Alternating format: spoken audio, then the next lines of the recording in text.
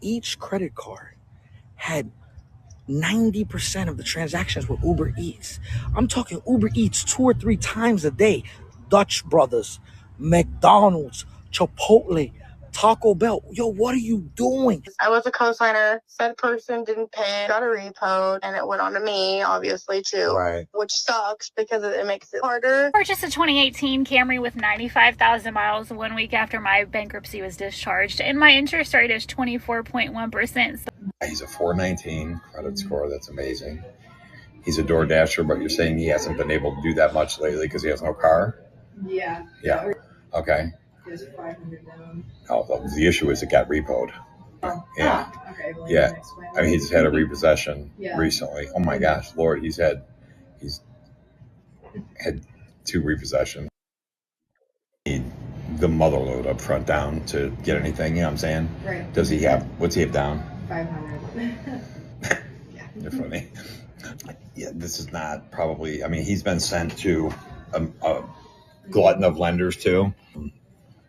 So he's been trying and he's not having any luck. Yeah. And I see why. Yeah. He got 2 repos, no real income. This is not time for him to buy a car. Right. Probably need to talk to him a little bit about maybe a co-signer and saving a lot. But yeah, I mean, he's going to need, maybe he's got tax return coming or something, but he's going to need a big chunk down to buy his way back in the game. I always say context matters. I don't know what this young boy went through in his life. I don't know if he was kicked out from a young age at his house. I don't know if he's had, kind of raised himself. So, I mean, he's trying his hardest. He's doing DoorDash. I like the hustle of him trying to get a car so he can try to get his money up and get his income up.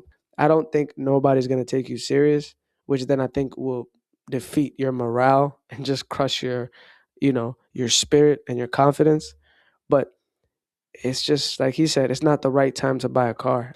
Even if he was to get a car at 419, oh my God, just the interest rate will be at 20 to 30%, thousands of dollars down, which he doesn't have. He has a job that is just, I don't even think it's considered a job. I think that's a 1099 because the income is very just inconsistent. It goes up and down. And the payment is it's just basically designed to make you fail. It's not going to help you. I like to reward effort, but again, I can't say much because I don't know the kid's life history.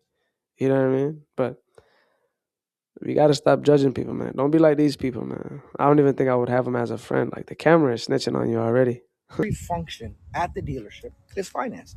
I've been doing financing for 14 years now. I'm pretty good at it. So what do all day? I read credit reports. I read bank statements. I read credit card statements. I'm your guide to finding you money. You come into me, you tell me, hey, I want to buy this car. Here goes my information. Find me the money to buy this car. And that's what I do. And bro, let me tell you something. The amount of debt Uber Eats is causing people is outrageous. And you being human, it's crazy to me that you don't understand. You're ordering Chipotle, which should cost you, I don't know, $14 for $27, $30 with tip and whatever. Bucka, you fucking get it. Then your credit card's already almost maxed out. So you use the last $30 you have on your credit card and you're paying 30% interest on your fucking Chipotle for however many years it takes you to get that debt down to zero, which in most people's cases, they die with that debt. And then you'll complain about a 19% auto loan. This is absolutely outrageous to me. I had a lady come in yesterday and I'm reviewing her credit card statements. She has 5 credit cards maxed out. Trying to find her the money. Each credit card had 90% of the transactions were Uber Eats. I'm talking Uber Eats 2 or 3 times a day. Dutch Brothers, McDonald's, Chipotle, Taco Bell. Yo, what are you doing? If you don't have cash for a cup of coffee, don't buy that shit. If you can't afford a fucking lunch and you got to put it on credit, go to the store. Buy a loaf of bread for $1, maybe 2. Go to Aldi's. Aldi's got the good prices. Buy a loaf of bread for $1, some lunch meat and some cheese, and make some fucking sandwiches. Yo, it's outrageous. You people are going in debt for them to deliver you food. Listen, I care about you. My daughter goes through it. She's an Uber Eats fanatic. All my kids are. 100% destroying the country. 100% destroying the country. I have never been that lazy to not go and get my own food. I don't understand. And that goes back to like, we're just comfortable. Convenience. Do you know that the convenience industry just in 2024 made $353 billion? Y'all think is a joke? Anything convenience. So Uber Eats, DoorDash, Amazon, $353 billion. And that was in 2024. And in 2025, they said it was projected to hit 420 billion. Newsflash, we're in 2026. We're gonna hit $500 billion, all because people don't want to drive 2 blocks or 2 miles down the road and go get their stuff. A $10 burrito with fees, tips, bogus fees on top of that, processing fees, now just became a $30 burrito. Just think about that. Let that sit there. Some people are making those decisions. Like, convenience doesn't feel expensive until you add it up. You know what I mean? $25 here, $18 there, a $7 drink, $7 matcha drink as well. You add the fees, you add the tips. I've always been the person not to trust people with my food. Like, you have to understand, like, there are some evil people in this world. There are some people that are going through problems and you're just buying food. Like, the driver might be starving.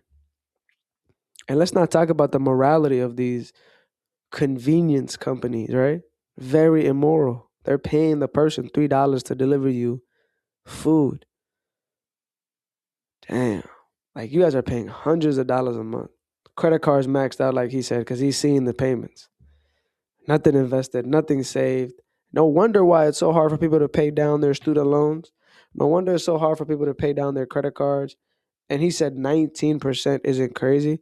I mean, when he's looking at credit cards that are maxed out and interest credit on a credit card is 28%. No wonder why he's telling you guys 19% is okay.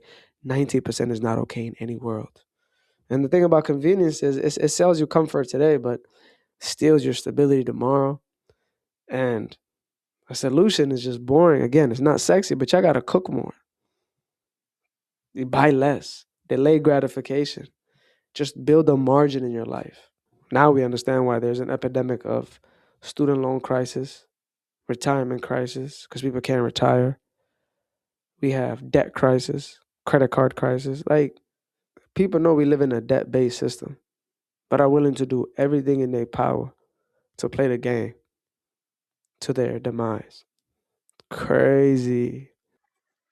I purchased a 2018 Camry with 95,000 miles 1 week after my bankruptcy was discharged, and my interest rate is 24.1%. But the ultimate goal is that I am debt-free with the exception of this vehicle. One thing that's really humbling me the most is, what do you mean I don't have a built-in GPS in this car? My screen is just black and red. That. Let's keep going. And white, and that's all that I get. Like, I don't have navigation. If you have a Camry, let me know if I can download GPS in here. Let me show you the outside of the car because she's a beauty. Nice car. White is not my preferred color, but I mean, you're fresh out of a bankruptcy. We can't be choosers. That's one. Two is 1 week. Like, you couldn't wait to jump in, huh? You couldn't just wait to just get their feet wet. God, 24% interest rate. And we're worried about the infotainment. That's what we're worried about. She did mention something, though, that I like. She said that is the only debt that she has. And I do understand you need a car to get to and back from work. So having a car is like having a shoes in this country. But damn, if that's the only debt you have, I would tackle that debt heavy without any chance of breathing. You understand what I'm saying? So you got a Toyota though, so that Toyota is good. That 95,000 for a Toyota Camry like that is very low. I don't care what nobody says. Those cars go 400 plus miles if you just keep up with your regular oil changes and your checkups, and you keep up with whatever it needs to just keep it going, spark plugs, everything like that. Do not get into new debt, and please do not go broke trying to get Apple CarPlay and all this garbage. Like, You guys be focused on the wrong thing sometimes. If it works and it ain't broken, don't fix it. God. Me that I had a repossession. I'm like, what? They co-signed for their friend or family, and the friend or family Huge did not mistake. pay the loan, which Huge mistake. Don't ever co-sign for nobody. Don't ever capitalize ever. Don't do it. Please stay away from it. I don't care how much you love this person. I don't care how much you think you guys are buddy and friends and ride or die. They're going to ride. You're going to die. Let's keep going. then also affects her credit, right? So she has a repossession on her credit as well as the person she helped out. So she wants us to help her get her approved for a car. You had reached out through TikTok and wants to just give you a quick call, see what we can do to help you. Yeah, I see you guys. You had worked with a lady that had like not good credit, you know. She had a repo, and you guys were able to work with her. Yeah. So that's kind of my situation. Is I was a cosigner. Said person didn't pay, got a repo, and it went on to me, obviously too. Right. Which sucks because it makes it harder. Of course. But I've seen you guys do it. Absolutely. We deal with those kind of situations all the time. It always sucks when it's like, I was just co-signing to help out, and then I'm sure you probably didn't even know that they weren't paying their bills either. Because I went into a dealership the other day, and they told me that I had a repossession, and I'm like, what? Yeah, that's crazy to find out while you're in a dealership. Yeah. Listen, I'm happy to help. The way the process works, I'm going to have Alex call you right now, go over the inventory with you, find a car that fits your needs. We'll do an application. I'll jump back on the phone with you and we'll go over the numbers, okay? Okay. He's going to call you right now, hopefully find something you like, and we'll move forward to the next step. Bro, Awesome, thank do you guys see how easy it is for you to get approved when you shouldn't be getting approved? There's a system. There's a business in keeping you poor. I don't care how much you love a person. I don't care how much you think you guys love each other. Don't ever cosign. I'm really big on, if I can't afford it 3 times, I can't buy it. If I don't have cash for it, I can't buy it. Right? So what that mentality is, if you know you need a cosigner, that's a clear indicator that you can't afford that car. There's a business in this repossession game. There's tax breaks. The bank is going to make it seem like it lost a lot and it's going to get a tax break and it got its car back. Maybe the other person didn't pay. Your friend didn't pay because she was spending money on Uber Eats. And I was just literally on Twitter right now talking about how they want people to get into the job market even when they're younger, like 17, 16, 15. The rich just want to get you in the game just so you can make more money for them and they get tax breaks. People will still do what they do and make decisions that will later harm them and then wonder and point the finger what happened. Personal accountability, critical analysis is important. But I'm ending the video here, guys. Make sure to like, comment, and subscribe. Comment down below what you guys thought.